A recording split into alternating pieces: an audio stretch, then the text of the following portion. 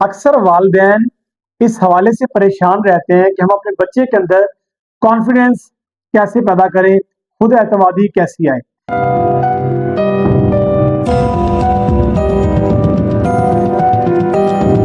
याद रखें, ये बहुत से पेरेंट्स का सवाल है, मुझसे अक्सर करते हैं। बच्चों के अंदर कॉन्फिडेंस मुख्तलिफ जो सेगमेंट्स हैं या मुख्तलिफ काम जो वो करवाते हैं आप उनसे तरबियत करते हुए उससे आते हैं, लेकिन एक पॉइंट बड़ा इंपॉर्टेंट है, बच्चों को तन्हाई में मत रखें, बच्चों को खेलने दें, बाहर जाने दें। देखें, चेक एंड बैलेंस रखना है। ऐसा नहीं है कि आप उनको बेमहार छोड़ दें और जहां मर्जी वो घूमते रहें।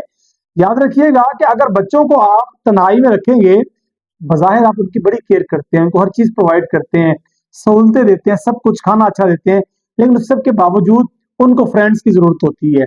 अगर बच्चे हैं तो उनको बच्चों की, अगर गर्ल्स हैं तो उनको डेफिनेटली, जो गर्ल्स बच्चियां हैं उनकी जरूरत होती है, उनके साथ खेलती हैं, वो चीजें सीखती हैं। जब बच्चों को आप तन्हाई में रखती हैं तो आपका नुकसान होता है।